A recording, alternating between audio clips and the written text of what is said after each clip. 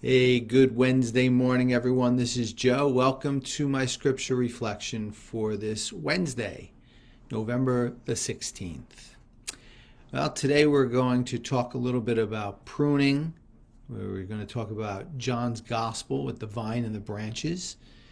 And this is one that I think really we can keep with us. I always suggest that we keep the gospel message with us throughout the day, throughout the week, but this one sticks a little bit, if you know what I mean. So let's really try to get some discussion going, maybe, so we can give each other some good pointers to take this gospel continually into our daily lives and pick up our joy and happiness by doing so. So with that in mind, let us quiet our minds and hearts as we prepare to hear today's gospel from St. John, chapter 15, verses 1 through 8. Jesus said to his disciples, "I am the true vine, and my Father is the vine grower. He takes away every branch in me that does not bear fruit, and every one that does he prunes so that it bears more fruit. You are already pruned because of the word I spoke to you. Remain in me as I remain in you.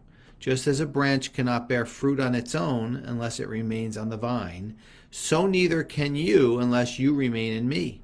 I am the vine, you are the branches. Whoever remains in me and I in him will bear much fruit, because without me you can do nothing. Anyone who does not remain in me will be thrown out like a branch and wither. People will gather around them, throw them into a fire, and they will be burned. If you remain in me and my words remain in you, ask for whatever you want and it will be done for you.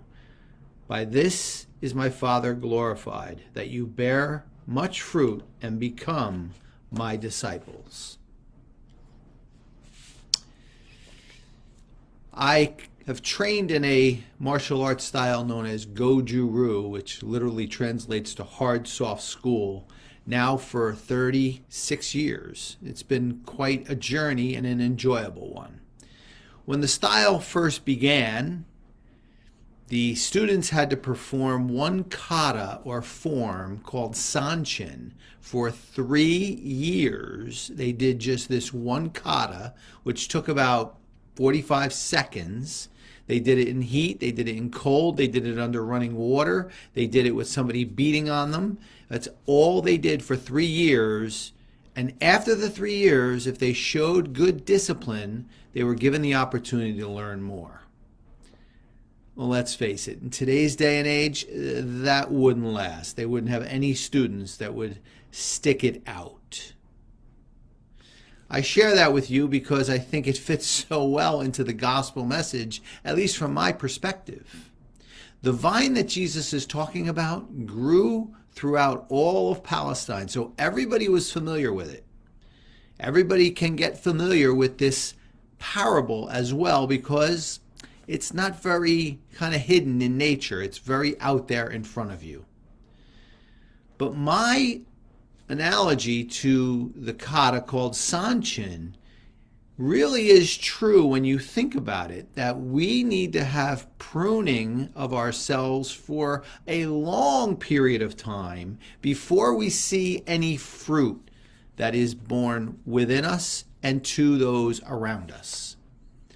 How true that is and how difficult that can be to have that level of patience. But that is what Jesus is asking us to do, and that's when the payoff becomes that much greater.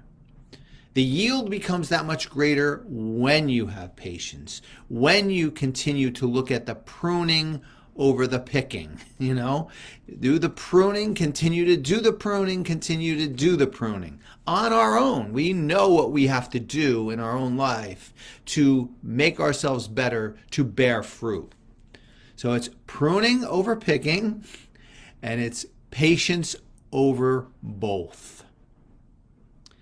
Can we do this? Absolutely we can. We can do this because when we do, it is truly a joyous experience for us and those who receive the fruit that we bring into the world by having this level of pruning and overpicking and patience. So we got a lot of P's to work with today, don't we? And I would suggest we at least give it some consideration. What do you think? I'd ask for your feedback. I'd ask for your comments. Like I said in my intro, this is one of those that we can really continue to look at and work with because it fits so well into our daily life, as do all the Gospels, truly. But remember, we are on a mission to redefine happiness so that peace and compassion can be seen by all creation. I wish you all a wonderful Wednesday. I'll see you back here soon. Take care.